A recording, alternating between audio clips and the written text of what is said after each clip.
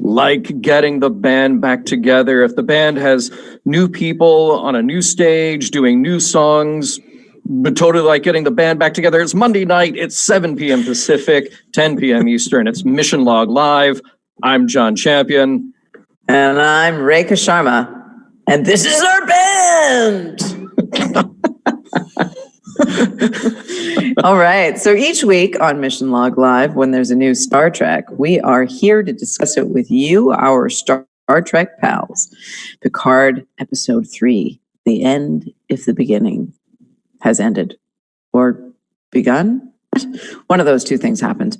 What's the latest? How do we feel about setting off on a mission now? And why in the world would you want an EMH who looks like you?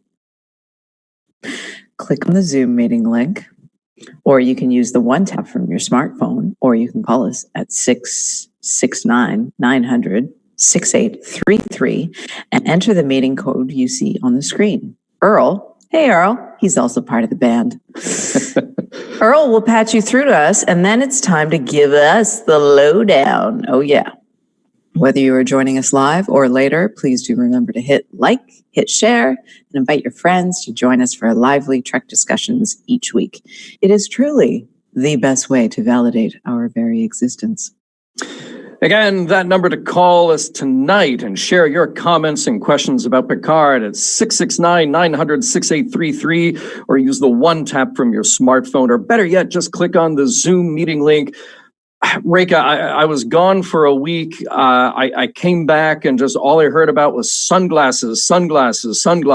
And so I decided that I would just join in the fun and do the show like this. First time ever that I've done Mission Log Live with sunglasses on. Is it the first time you've worn your sunglasses at night, though? No, it's not.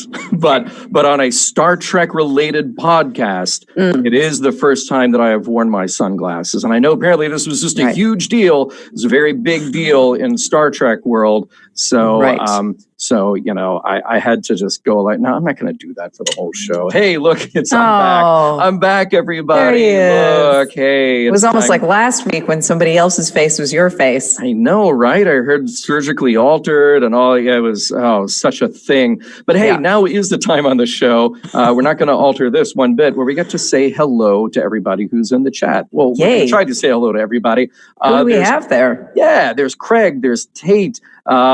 Tate pointing out one of my favorite notes I'll get to later after we do the recap for sure. Cool. We got Paul, we got Stephen. Hey, Stephen saying first time watching live. Hello all. So hey, Stephen. Hello, Stephen. That's so cool. We got Chris Riker, we got Kayla or Kalia. Sorry, I don't want to mispronounce your name there. Did they switch to Mondays? Yes, and you found us. Here we are. Yay. And then we've got, who do we have? We have Brian. We have Scott Palm. What up, Scott Palm? We got David. We got other Steve. We got Chuck. We got Josh. Josh is saying hello to both of us. Hello, Rekha. Hello, John. Hey, we got Josh. Carlos. We got so many people saying hi. There's other Dave. See, you have an entire Dave fan club. All the Daves. Yeah. The Daves. These are the Daves I know. Part of I'm so glad you know that. Oh man, that takes me right back. Kids in the Hall. Well done. It's a Canadian thing, right? Mm-hmm. Yeah.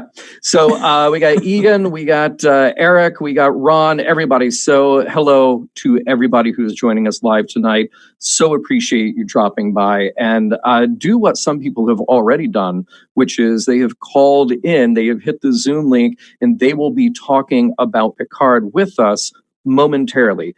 A little bit of business to get to before we do that, but we will be on the line with you very, very soon. Hey, we got a thing coming up this week. What's that? It is Valentine's Day, Friday, right? Oh. Yeah. Not that I'm totally on top of those things, but Valentine's Day is Friday. So on Thursday night, we actually have a VR event in sansar.com. Nice. You can go there and get a free account. Just sign up, use your PC, not Mac-based yet, but it's okay. Use your PC. You can either use your Oculus goggles, or you can just do it in desktop mode. And it's great. We have Bianca Nasca. She is the Hollywood love coach. What? Yes. Amazing. For real, right? So she's going to help you. What, right? Me specifically. Yeah. that's what you're saying. Yeah. I thought we were friends. Thank you. Okay. I'm on your side. You need help. He needs help. We've got Everybody just know this. So we've got Bianca coming in to join us, and we're actually going to talk about love and relationships and sex in Star Trek. Ooh. So that'll be our focus for that hour, joining us 7 p.m. Pacific, 10 p.m. Eastern, Thursday night in Sansar. So definitely come by and check that out. That'll be a blast. And look, there are other things on the calendar, other things that we'll announce a little further down the road, but that's the big thing coming up. But before we get to the recap, what if we talk about our poll question? Now, I wasn't here last week. You have to bring me up to speed, Rekha. So last week, you and Norman had a poll. We did, and it was profanity in Picard. That's the question. So we had our two categories were fuck yeah, which came in at a whopping 60%. Oh, and F no, which was 40%. So not quite 50-50, but I'm actually a lot of diverse opinions here. I'm surprised that it leans toward feck yeah. I'm actually surprised. I was surprised too. Yeah. How do you feel about it, just personally? Well, I enjoyed it. I thought the use of it was not excessive. Mm-hmm. I thought it was pointed, when I've already forgotten her name. Clancy? The Admiral, yes. Yeah. Yes. When she says it to Picard, as an actor, I'm like looking at that line and I'm like, yes. Because in that moment, she's so angry that she can't say the right word. And it's just pure emotion that comes out. Yeah. When she uses the profanity in that moment. And then the other moment was true to character. I thought it wasn't, when that woman I love says it. Yes. I can't remember anybody's name. Yes. Yeah, I mean, I'm really of two minds about it. Like, I think it was played well. I think both actors are great. But I really, look, I don't want them to overuse it. Yes. We've had very minor incidents of profanity, Star Trek 4 and Nemesis. And even if you want to go out on a limb and just say McCoy saying, damn it, Jim, sure. Yeah. If you have very sensitive ears. Okay. But there's still a part of me that says, I want Star Trek to be accessible to everybody. Mm-hmm. And if that's going to be one sort of bar that people put up, like, it's one of the reasons that on our podcast we don't have profanity in the podcast, so we can maintain a non-explicit rating. Have I ruined that already? To find it. What's that? I think I ruined that last week. You ruined it. Thank you. Great. Way to go. I leave for 1 week and then just, I mean, you hire me to do a job. You need to tell me what the rules are. But I mean, I want everybody to be able to find it. But at the same time, like, I want the drama to be on point, and I want the actors to be, I want them to be. Oh, by the way, Earl says that he bleeped the audio version, so you're saved. Oh, thanks, Earl. You're okay. He's got my back. Lucky you. Well, look, I think this will be a thing that we continue to talk about as new Trek comes out. Yeah, and let's see what they do with it. I think it was a little crazy to do, double F-bomb in the one episode, but maybe they just, got it out of their system, and now they'll just be peppered lightly. Maybe that's it. Well, this week we asked you a new poll question. Mm-hmm. I said, choose your hologram, EMH or ENH. So we had the emergency medical hologram. Then we had the emergency navigation hologram. 46, I'm actually a little surprised here. 46% of you said EMH, 54% of you said ENH. There's so much to unpack here. The idea of having an emergency hologram that looks like you, but with a different voice. I think is hilarious and wonderful and maybe psychologically very disturbing. Yeah. You know, A little narcissistic. a little bit. Yeah. But then also, I mean, he's not nice to him at all. Right. So maybe it's the opposite of narcissism. It's more like, masochism. Oh, yeah, you may be right. Interesting. Yeah. By the way, Barry, our buddy Barry says, Rekha, don't fracking change. Aw, thanks, man. Yeah. Isn't that nice? I fracking won't. We dated. Nice.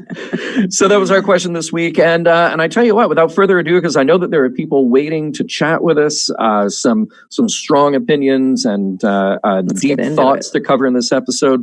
If you'll indulge me, I'll do a quick recap and then we will get to our first callers. Yes, please. Here we go. Now, recap of Picard, the end is the beginning. Just in case you forgot, Mars did indeed get attacked 14 years ago, or to put it another way, That leads us to another kind of flashback in 2385 at Starfleet, where Picard and Raffi let us in on what went wrong. Picard had a plan to use old ships and crews of synthetics to help the remaining Romulans, but now synthetic life forms are banned throughout the Federation. That leaves those Romulans who need rescuing out of luck, and it leaves Picard out of a job because he straight up quit Starfleet, who were unwilling to look at any alternative plans to help the Romulans in need. Oh, and that leads Raffi to getting fired because she was part of Picard's plan. Now, in the present day, Picard and Raffi are not exactly on the best of terms, but she's the only person he can ask to help him to find a ship and ultimately find Bruce Maddox and Data's other daughter. She's not receptive, at least until Picard points out Romulan conspiracy with Starfleet, and then that strikes a nerve since she'd been saying that all along. Okay, she knows someone. His name is Rios. Checking into the Borg Romulan-operated reclamation center, Dr. Asha gets a visit from, hey, it's Hugh. He's impressed that she shows a sensitivity toward the work with the XBs, and he's going to grant her access to Ramda, someone Asha has been asking to see for a while. And when she does, what she finds is a room full of very unfortunate souls. The only Romulans who were ever assimilated, all of them experiencing a type of psychosis. At the Daystrom Institute, Dr. Girardi is just hanging out, having a picnic, admiring the view of Cloud City, when she's visited by Commander O. Oh, you know who she is. Oh, you better believe she's up to something. Oh, my. She'd like to have a word about Agnes's recent visits with Picard. Mm-hmm. And where is Picard?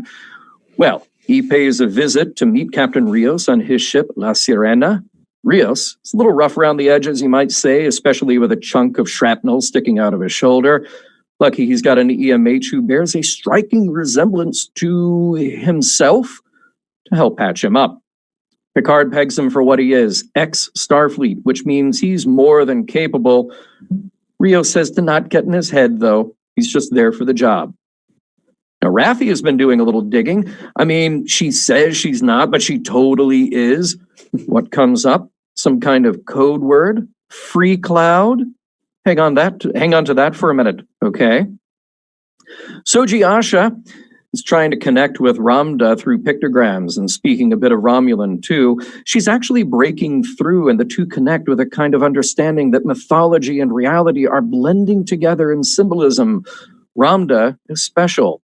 She was on the last ship assimilated by this cube right before its matrix collapsed. Something strikes a nerve the longer they talk. She asks Soji, which sister is she? The one who lives or the one who dies? Suddenly, she leaps up, grabs a gun from a guard, and points it at Soji, saying she knows who she is. But then she turns the weapon on her own head. Soji jumps up, grabbing the weapon. Hugh steps in to settle things down. Later, Soji calls her mother, very upset by all this, and asks about Daj. Oh, Daj is fine, she's told. And those soothing sounds of home must be really soothing because Soji is now fast asleep. Having returned to the chateau one last time, Picard says his goodbyes and collects a few things before heading off.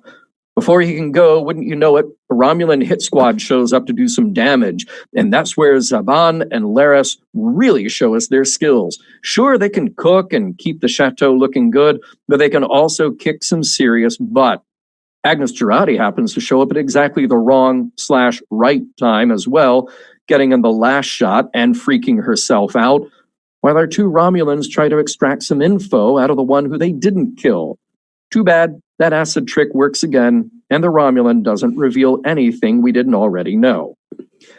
After her slumber, Soji is awakened by Narek, because, of course, she's confused about having known details of Ramda's life that she hadn't been told. After they embrace, it's time for perfectly tousled Romulan to have a chat with perfectly statuesque Romulan sister, looking considerably more Romulan now. They chatter, they barb. Gosh, it's tough to be so mysterious and good-looking all the time. What do you know? Be careful. No, you be careful. Dr. Jurati makes it known that she's going with Picard. After the visit by Commander Oh Hell No, and the desire to see the other twin for herself, she has to go. So be it. On board La Sirena, there's another surprise. It's Raffi, and she's aboard just for the free trip. She's going to Free Cloud, but once there, she's no longer part of this mission. Time to give the word, so the word is given. Time to engage, and La Sirena and our heroes are on their way. The end. Thank you. Yeah. Thank you. That's very kind of you.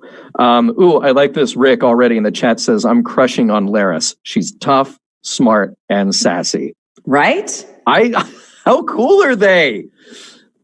I mean, the best. Yeah.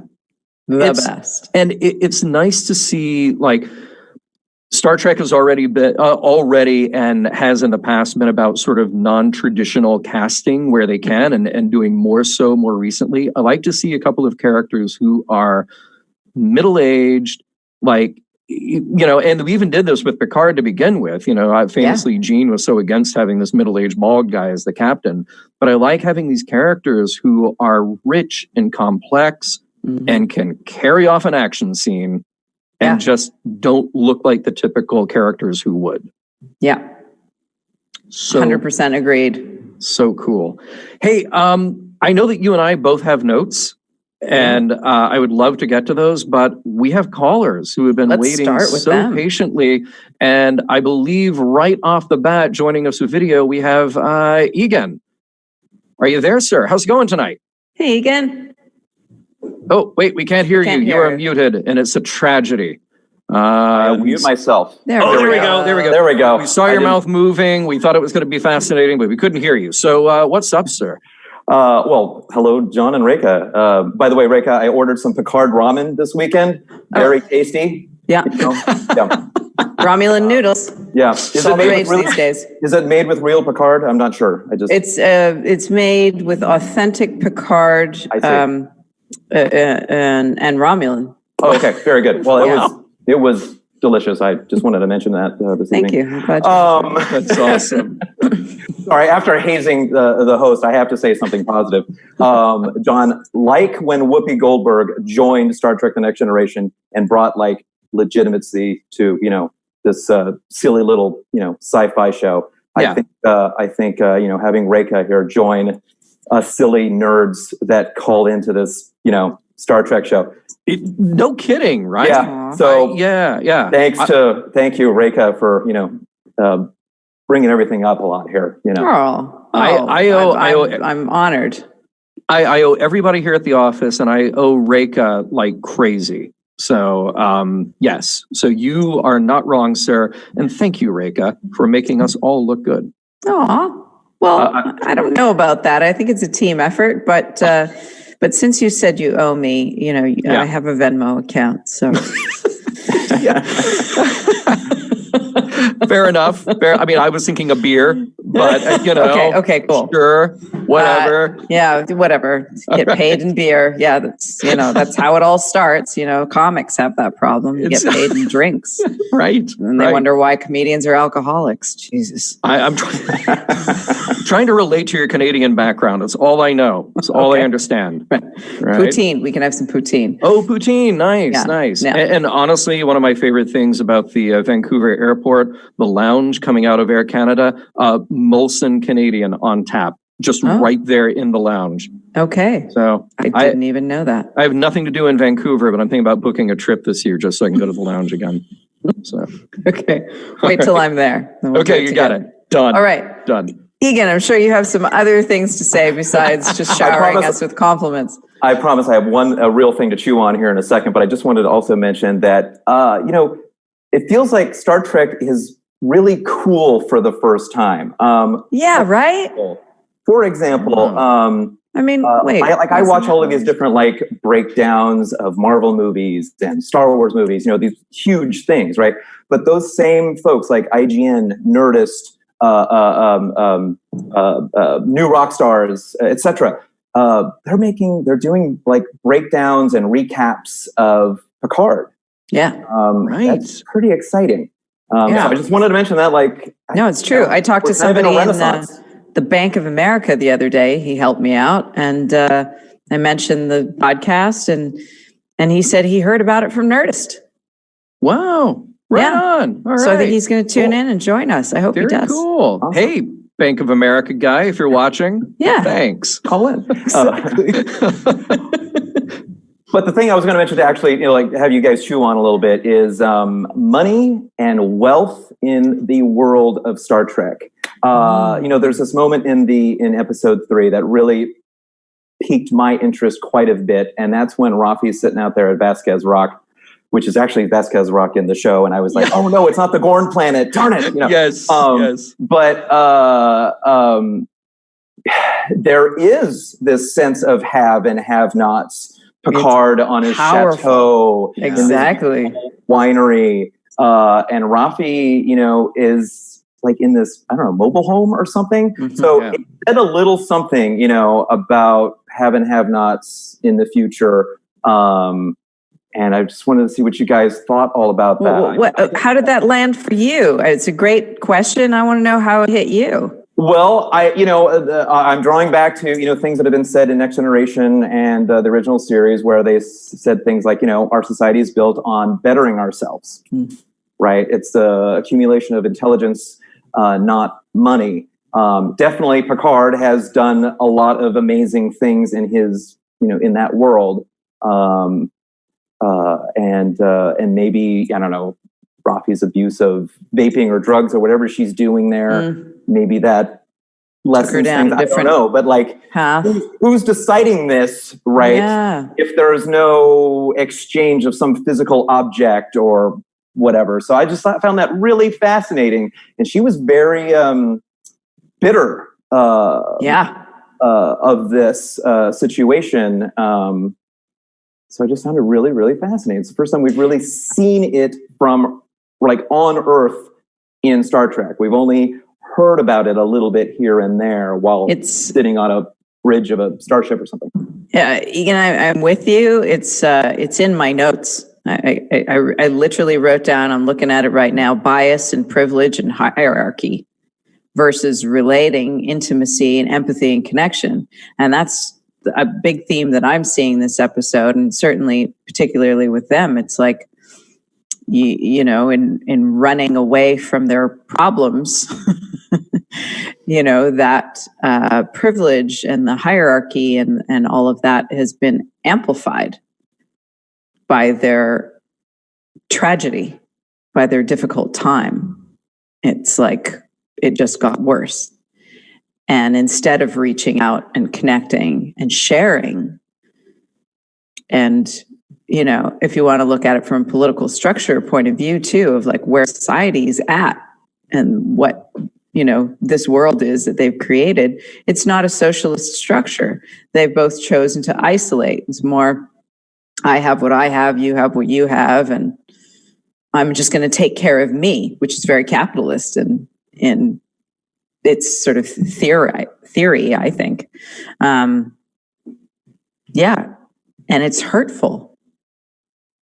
And you can see how, Raffi feels so victimized by the system and getting shunted and all, the tragedy that befell her. And there was somebody with privilege who didn't reach out. And not only is the relationship in the story present, but the fact that she is a woman of color and he is a white man. Mm.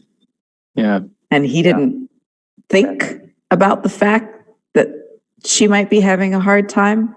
It's a powerful, powerful scene. It's interesting, both of you, because as we've all discussed, our weekends and day have kind of not been how we stacked them up to be. So Rekha and I did not have a chance to talk about the show today before during our broadcast. And I have not looked at your notes. You've not looked at my notes. And I took the exact same note that Egan is calling about and that you so eloquently have described here. I said, why does Picard live in a huge estate with servants while Raffi lives in a self-described hovel in Vasquez Rocks? Specifically Vasquez Rocks, I do love that. And she notices and she is resentful because of course she is. We're on Earth, which supposedly has abundant resources, but clearly there are haves and have-nots, exactly as you described it. And I'm glad that they pointed this out. Partly because there was always sort of, I felt like a loose thread, even when you go back to the TOS days, and then it is carried on through 24th century Star Trek as well, which is people are trying to get off of Earth. There's a lot that we see of Earth that is great. We see a lot of Starfleet headquarters. We do see a little bit of New Orleans in the 24th century in DS9. At least a great restaurant and a great house. But there are people who want to leave and go have a different kind of life elsewhere. And my question is, what is it that they're trying to leave? Because apparently Earth has actually done quite well for itself, and we've gotten past the physical and material problems that we can relate to now. So this was a surprise. But it also said to me, something that I'm finding interesting about Deep Space Nine, which is as good as a future as we can create, as much on board as we can decide to be ideologically and with our empathy and compassion for others to make sure that there is no one actually left behind when it comes to their basic needs. Somebody somewhere is having a worse day than somebody else. Yeah. There is somebody at one end of the universe who does not have all the privileges and all the materials that somebody else does, even as much as you try to make sure that you're all playing with sort of equal footing. Mm-hmm. I really wondered if they were going to go more deeply into it. I did also ask myself if, because they showed Raffi the vaping and what did she call it? I can't remember the name. Snake leaf or something. Snake leaf or something like that, which you have to assume is a drug. And the question, is it addictive? What are the problems that come along with it? Is that hindering her in her ability to go do what she would rather be doing? Which then raises a whole other question. If it does hinder her, is she able to get help for that if she decided she wanted to do something else? Mm-hmm. So there are all these complications on this character, which were in very stark contrast to Picard. I'm glad they introduced it. It does contradict maybe what we had in mind. When you look at an episode like The Neutral Zone from the end of season 1 of Next Gen, where Picard just gets to stroll into the 20th century unfrozen corpses and say, well, in the 24th century, we figured it all out. We just better ourselves. See ya. Mm-hmm. And yeah, it sounds good. It sounds great. But what about those who don't or can't or won't? There have to be others.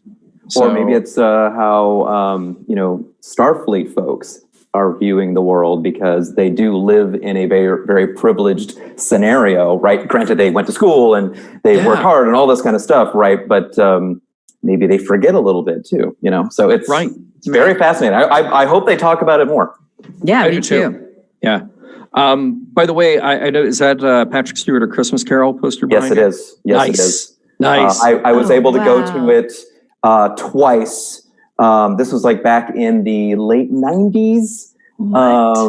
And I was very lucky to, I was telling the folks in the waiting room earlier that this is back before like getting tickets on the internet reliably. So I, had a call, and then it was busy. So I had to hang up and call again and hang up and call again. And 2 years in a row, I managed to get tickets and see it. And it was the greatest acting, play, stage, performance, whatever, the greatest thing I've ever seen to this day. And I know he just did it again a few weeks ago in New York.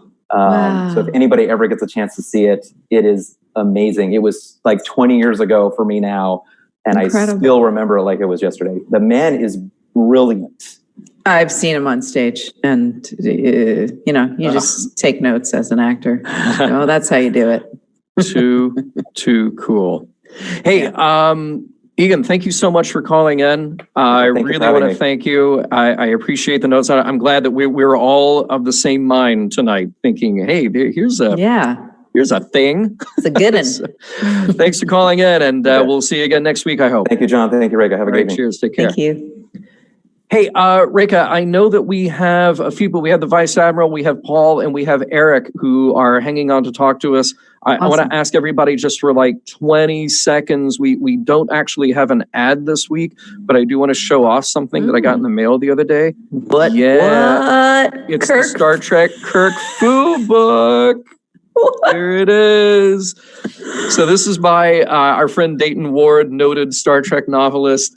And it is hilarious. I'm just going to, random page, you open it up, and then there's Kirk, showing you how to do a roll, how to do a kick. Amazing. And my favorite thing is that every cartoon, every bit is 4 images, right, on how to do the action. And in the 4th one, his shirt is always ripped, no matter what. Always. So this is the greatest thing. And I love it. One of my favorite Halloween costumes is Rip Shirt Kirk. I'm Act 3 Kirk whenever I wear that one. So there it is. It just came out, and this is from Insight Editions, insighteditions.com. Sure, you can find it on Amazon as well. Thank you, Dayton, for getting them in touch with us. Illustrations by Christian Cornea, something like that. I'm sorry if I said it wrong, but Dayton, thank you. And this is amazing. So cool. There we go. That is our non-ad break. So hey, let's welcome the Vice Admiral onto the show, shall we? Yes. John, Rekha, how are you both doing tonight? Hey, how you doing, thanks. sir? How are you? Pretty good. Can't complain. Excellent. So much to talk about with this episode, but having not come up with a particular thing, I have to go back to what Rekha said earlier about, why does Rios have holograms of himself?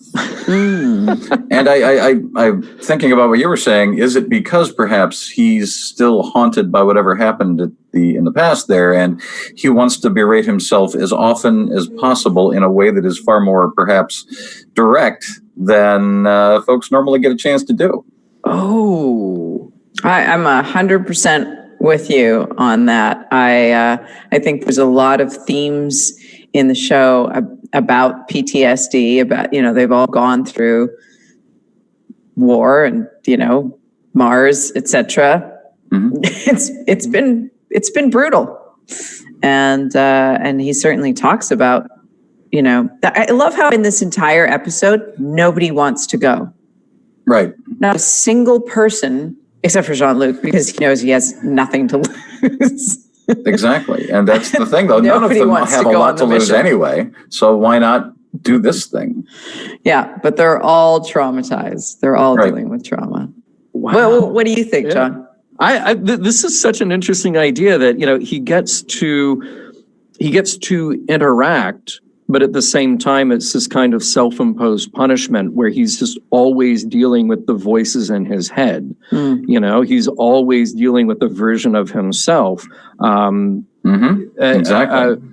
It's see, I thought I took a much, I guess, more kind of like pragmatic or simplistic look at it. I mean, to me, like, I change the voice on Siri on my phone or my HomePod every now and then. I'll just like, oh, today is going to be English male. Tomorrow it'll be Australian female, whatever, just to break it up a little bit. So I was amused that his holograms had different accents. And that's probably important just so he can tell them apart when he, Right. Yeah. Right. Ooh, but maybe they mess with him. Like, if they're smart, like the EMH on Voyager, they somewhere in the circuitry behind those wall panels, they get together and like, okay, today you do the English accent. And then they just, it's so good. And we'll pretend. But the initial reaction a lot of people had is that, okay, maybe he's just a narcissist, but looking at what little we know of his character, I cannot imagine that that's what's going on. Yeah. Yeah, that's... what I just thought of now is there may be some functionality to it in terms of being able to employ it in case of emergency, just being able to have a fabrication of himself to fool other people on his ship. That's probably also true. I know I've seen some people already saying, well, maybe he's one too, but I think that whole initial scene with shrapnel in him and blood is probably meant to prove right off the bat that is not the case. Right. Yep. Well, I think that was mostly just so we could see his chest. You're not wrong, I'm sure. Yeah. Well, what else? That is a fascinating idea, and it does indeed reveal something about the psychology of the character. I really like going with that and seeing where that goes. What else? Any other points or notes you'd like to share? Okay, all right. I'll keep it short because there's a bunch of people in line tonight, and I want to make sure they get a chance. But one other one that isn't one of the bigger ones, perhaps, is so Daj and her sister, their backstory is recent, right? Maybe a year or a little more, right? As far as we know, and that being the case, they both seem to be on a mission, and that mission took one of them to Earth to supposedly go to Daystrom, where Bruce Maddox last was, and the other one is in a place where she seems to have, I'm not going to say it's a programming thing. I have a feeling she's actually somehow talking to the collective about some of this history that she's pulling up out of nowhere, like the language of the guy on the table that nobody even knew his species, but she had managed to speak in his native language. So is she actually somehow networked in without even knowing it? Because she doesn't seem to be conscious of doing that. And in the meantime, did they both go on a mission for Maddox for specific purposes that will then come together? I think that's probably likely. I think we have to land there. We have to land that they are programmed with something connected to whatever Maddox wanted out of them, whatever he designed them to do, whatever their quote unquote mission is. But the connection is very interesting that, she's speaking a language that nobody else knows to a species that nobody else recognizes. She knows details about Ramda that nobody else knows, and she doesn't understand how she got that information. But the cube knew. That's the thing. Yeah. So these were all fascinating little details, and I think they had. I can't remember if it was in this episode or the last one. They said that the programming was probably no more than about 3 years old for either of them. Yeah, I think that was right. So it's just cramming a lot of data into that point, which, and I mean data with little d. Right. I guess what's interesting is, Maddox has been gone, and the Starfleet synthetics program has been shut down since the attack on Mars from 14 years ago. So all of this still has happened relatively recently since all that was shut down. How did they get to where they then started to live their lives? This is something we definitely don't know, and this is all post-attack, post-shutdown of that program. Is it Maddox? Why is he tinkering away now at this point to make something happen. We got 7 more episodes to find Lot to learn. Yeah. So, anything else tonight? No, I'll let other folks get in here. It's always great to talk to both of you. I'll be at Capricorn in Chicago this coming weekend, having a drink with some folks. Awesome. Thinking of you guys, so Nice. Have fun. And I didn't know that Capricorn was a thing. Have you gone to that, Rekha? I don't think so. yeah, it's a smaller. It's an amazing fan-run con that I've been to many times. It's big. It's big for a fan-run con. It's wonderful. It's pleasant. And as it happens, a Barfleet captain is going to be one of the guests of honor. The longest-serving female Barfleet captain, who I know that you met, John. That would be Lil from the Indecent. So nice, nice. That's the ship that I want to serve on, the Indecent. I love it. Excellent. Well, have a great time. I expect to hear back if you're capable next week. I'll do my best to be in good shape for Monday. Yes, please. We expect Take it to easy, see you. man. All right, both of you have a great week and weekend. Take care. Bye-bye. Bye. All right. And it looks like then waiting patiently, we have Paul. Paul, who is joining us with video. Hello, Paul. How you doing tonight? I'm doing fine. How you doing, John? How you doing? Good. Hi. So, I wanted to talk about the change in Picard in the last 20 years. He's grown. And he's, especially in the very first episode, you see him both vulnerable and frightened when he's running up those stairs and he can't keep up. That was quite distressing. Right. And I just felt that he's always been so strong, and here he was he failed. He couldn't save her, and she did all the work while he waited. And then in the second episode, he was given the bad news by his doctor. No one wants to have a conversation with their doctor like that. And now he has to deal with it. I mean, all these new characters, Rafi, Rios, they're all damaged. Mm-hmm. Come together. I mean, I guess Girardi's not damaged. Yeah. She's the optimist. Yeah. But the other two and Picard, they're going on this mission and they're all just sort of, it's like the last hurrah. Yeah, not hurrah so much as try to get it back, try to figure out. It's been 14 years since Rafi and Picard have had anything to do with Starfleet or an adventure. And now they're trying to figure out a way to bring it back together. So, yeah, I think that was quite an interesting shift in 20 years of not seeing Picard and seeing him new. And I liked that. You liked it? I like it. Yeah, I think a vulnerable hero is way more interesting. Yes. Than an indestructible hero. So I'm all on board to find out how this is going to go. I still think they're setting up the chess set for us still. They're barely moving the pawns. So we're getting everyone in place. But now warp speed, and hopefully this is where the adventure really starts. I want to see where it's going.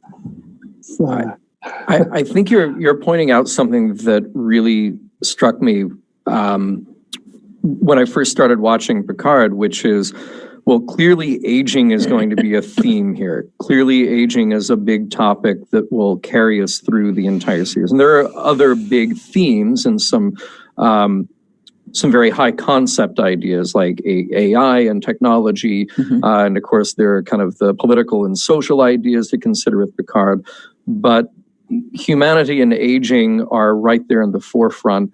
And from the beginning, I felt like this was a much more nuanced and thoughtful and sensitive way to handle that than was done with the original series. And this is not to knock The Wrath of Khan. This is not to knock the arc that we got out of Kirk past that. But I feel like with a lot of those movies and a lot of those character moments, they would start and you would have, even back to the motion picture, you would have this idea of, okay, Kirk is an admiral now. but he really wants to be out there on a ship, so he'll figure out a way to do that. Great, he's found his purpose again. But then in 2, his decisions of life has kind of caught up with him. And here's Carol Marcus, and here's his son that he has not been a part of in his life. But then by 3, those characters are gone. And, bit by bit, it's like, well, they're getting older and we're losing friends, but we still figure out a way to just sort of wrap it all up with a bow at the end. I think when those movies and when those character moments are good, they are definitely firing on all cylinders.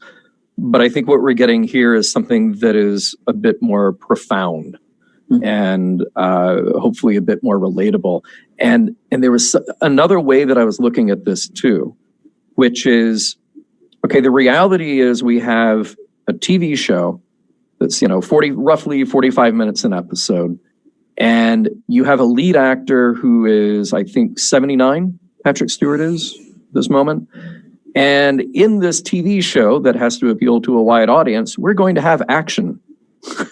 So what do you do when you have a lead actor who's 79 years old and you don't want to push the audience's credulity by just suddenly bringing in a stuntman and putting him in a bald wig and say, okay, go fight, go do your thing. Well, no, what we're going to do is we're going to craft these action scenes where we actually acknowledge where he is in his life. The actor is 79, the character is 94, I think. So we know right from the get-go, he can't be just throwing himself around and doing crazy stunt sequences. So I think it's, for the most part, I think it's a smart way to deal with it. We had the other characters who can do these cool things, who can do the action stuff. I love that about our Romulan housekeepers, as I mentioned at the top of the show. They get to go in there and do it too. They're so awesome. They're great, right? Oh, I want them to have their own show. Totally, right? Their own movie and action figures. I want the whole thing, Yeah. I don't know. What do you guys think? What are we getting there with Picard, or are they just going to say like, oh, okay, now he's the captain again, so now he's doing action? I hope that they stay in this vein, and not only sort of from a practical story point. And I know that's not all you're saying, but like really, I have very strong feelings about our society and how we treat our elders. I think I've talked about this last week that, we tend to they become irrelevant. And it's like, wait a second, they're kind of the wisest people walking around for the most part. They've lived, they've seen some things, and we should be looking to our elders. I mean, yeah, some of them are whack and maybe don't give the best advice or whatever, but there's plenty of wisdom there.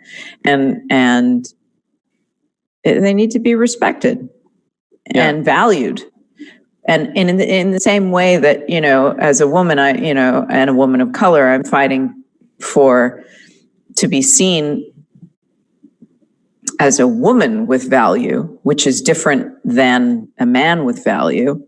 And a lot of the roles that we see in storytelling are quite often strong women who are really just, it was written for a man and they were like, well, let's make her a woman now. And then she'll just be a hot version of who this guy was. And it's like, how about, where's the feminine qualities? Because those are actually a value in our society. Yeah. And where are the qualities of age and wisdom? And what does a person do when they can't rely on their bodies anymore? What's his way? What's special about Picard at this time in his life? It's like, he so appreciates Raffi and what she can bring. He says that nobody's mind is like hers. Right. Let's keep exploring that about our elderly in society through story. Let's talk about what they have that young people don't. That's what I'd like to see happen. By the way, I just want to read a couple of comments here that we're getting from people. Steve Sheridan says, I love the scene where Picard walks by the captain's chair, looks at it, pauses, and then moves on. So good. Subtle and well done. Yes, you are absolutely right. Do not disagree with you there. Joy Lucas says, how about a Laris Funko Pop? So there we go. Yes. Yes. I want that. Now, Ron says, send Picard to get rejuvenated like in the Insurrection movie. I can't. Something about that sounds, well, it's artificial. I mean, Picard is a human being, not a superhero. And I think it takes away from that character's journey to just sort of wave a magic wand and say, oh, now you're young again. That's not who that is. And that stops being relatable at a certain point. I want to see, and what I hope I was making the case for earlier is I want to see these characters age gracefully. Mm-hmm. And we didn't always get that with our former cast. We did. No. I think we did mostly with Spock. But I think it's the time for that in storytelling. Yeah. I think it's the time for us to all go, no, we don't have to. I mean, we need to tell that story in the world, period. That none of us need to change. None of us need to be different in order to be a superhero. Right. In order to be of value. Well, we just have to be ourselves. Well, so far they're writing for his age, so it's not like they're making him the action hero. They're showing that he's incapable. He may try, but he won't be able to do what he's been able to do in the past. I think that would be the danger, is that as someone who has been so vital and so active, to find himself in a situation where he physically can't handle it that's what we'll find interesting, to see whether I think that's fascinating. He can physically back himself off. So. They talk about it in the scriptures, like the Sanskrit texts, the ancient texts about we come to a certain time in life, you should be really spending it like meditating and preparing for death, which I don't know about you, but preparing for death, like that's got to be some badass stuff right there. Like just getting okay with, existential anxiety. That's a tall order. And if that's what you have to spend, if that's what's prescribed to do as the last, say, 5-10 years of your life, that's impressive. If you take that on. Hey, Paul, thank you so much for bringing up an excellent, thoughtful topic. That's something that I've wanted to talk about with this show since it started, and I feel like, and I hope we will talk about it as it goes on, because I really hope this is something that they explore very thoroughly as a theme here. So, me too. So we'll do it again, okay? You bet. All right, man. Have a good night. Thank you. Take care. Hey, we do have, I believe, Eric standing by. Before we get to that, Rekha, if you would honor us with telling people what else is on the Roddenberry Podcast Network. Oh, let me just whip that up along. And, yeah, we've got more things. Let me tell you. Things. We've got more shows to interest you. I mean, you already know about Mission Log and Mission Log Live, but we also have Priority One podcast, which is a magazine-style show featuring all the happenings in the Star Trek multiverse. So you can join them for their live show Tuesday nights at 5 p.m. Pacific, 8 p.m. Eastern.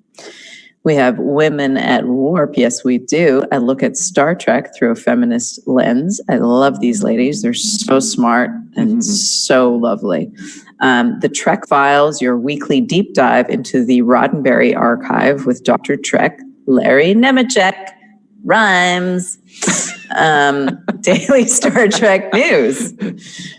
That's just like it sounds. Your dose of Star Trek daily, all the news that fits in about 10 minutes. And finally, a science show that entertains as well as it educates. Shabam! Give them a listen, and you can subscribe to them all at podcast.roddenberry.com. Excellent. Thank you so much. All right, so we have Eric who has been waiting, and Eric, you're on the phone with us. Let's see here. Eric, are you there, sir? I am. Hi, Hey. John. Hi, Rekha. Hi. Welcome to the show. So, oh shoot, I think my my wife didn't know I was going to be on there. I'm sorry, I'm on the phone. Sorry about that. Hey, give her our best, please. Yeah. Oh, I guess I'm going to have to step outside so that I don't keep her up. Okay. No problem. Can you still hear me with the wind? We can. Yes. We can. And thank you for your patience. I know that you're on hold a long time, so I really appreciate it. The floor is yours, sir. What is on your mind tonight? Well, couple of things. So, my family, we just got CBS All Access about late December, so we did a big binge of Discovery. My wife couldn't make it through or past like 2 episodes into season 2 because the violence was just too much for her. Wow. It was yeah. It's not. I know you've been over this about like the accessibility to kids, and I hate that I can't share with my kids. But my wife, who has been a Star Trek fan forever, I mean, I even have. If you were to go to my Twitter profile, you'd see a pinned tweet of my wife in a blue Next Gen Starfleet uniform, holding a sign that says "Infinite Diversity and Infinite Combinations," and she can't get through. Couldn't get through Discovery because it was just so jarring. It was disturbing her sleep, and I hate that. I note Picard seems to be a little better about this compared to Discovery, but still, there's still some of those fight scenes I think would still give her problems. And I just don't see why it's necessary for it to be. Why do we need people melting from acid? Right. Why do we need that? Yeah. I hear you, and to address the word that you used was necessary, and I would go so far as to say, well, it's definitely not necessary. What they're doing is a stylistic choice, and I think they have in mind, the writers, producers, directors, effects people, they have in mind sort of what they think their audience is and what fits best to tell their story to that audience. Now, I'm with you. There are things that happen in Discovery, especially Discovery, less so with Picard, but things that happened in Discovery that I just thought, wow, would I have made the same artistic choice there? Maybe not. Probably happened to me in Discovery. Sure, right. I mean, it did. You know that you're talking to somebody who has been the short end of the stick on that. Oh. Yeah.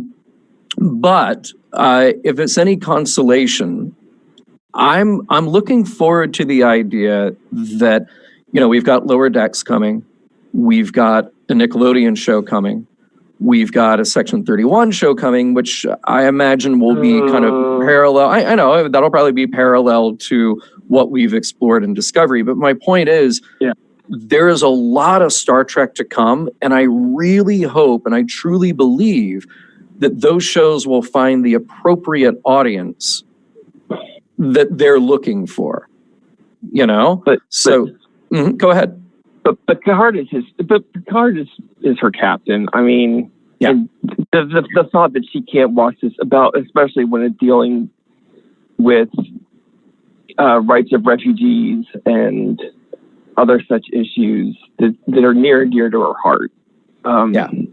She said that she's still going to try to do Discovery in a bit when she can watch it during the day, but it's still just rubs me the wrong way that it's giving her these stylistic choices that they're making there on these shows are making it hard for some people to watch. Yeah, that is very disappointing to hear, and my heart goes out to her because I do understand what that's like. These shows don't affect me that way, but there are many shows that I won't watch because of that. Yeah. Yeah. No, I hear you, man. And it's kind of what I was saying with the profanity, and that affects some people in some ways. Yeah. And obviously the visuals here are having an effect that neither of you expected. And I want Star Trek to be this big tent for everybody. Unfortunately, there's no such thing as the entertainment package that truly is for everybody, that fires on all cylinders for everybody. But I also don't want, I don't think they're making decisions specifically to keep people out. But I honestly hope that they hear your concerns, you know? Yeah. So if only we knew a producer here on Star Trek. No, I really appreciate it. I think your point is well articulated and truthful, and you're not wrong. I just think that, these shows aren't going to be for everybody, just like no show is truly for everybody. Yeah. But I wish that more people felt like they were invited in, Yeah. So, hey, I really want to thank you for that, and I hope that you will stick with us as much as you can, and I hope that you will call back with us. We're up against the clock. Yeah, there's more. Pardon? I was just going to say, there are more things I had to talk to you about, but it's 11, so maybe call us back. Call us back, please. Call us back. It's my greatest regret in life that this show actually has to end at some point. So I want to thank you. I want to thank everybody else who was listening, and everybody else who was chiming in on the chat. Rekha, thank you. Earl, thank you. We'll do this again next week. Mission Log Live is produced by Roddenberry Entertainment. Executive producer, Rod Roddenberry. Technical production on Mission Log Live by the indisputable Earl Green.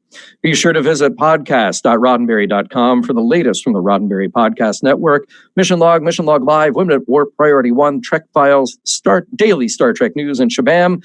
If you would like to support Mission Log directly, give us a look at patreon.com/missionlog. Mm-hmm. Thanks, everyone. And thanks, everyone who joins us later. We're with you in the future, and we will talk to you next week.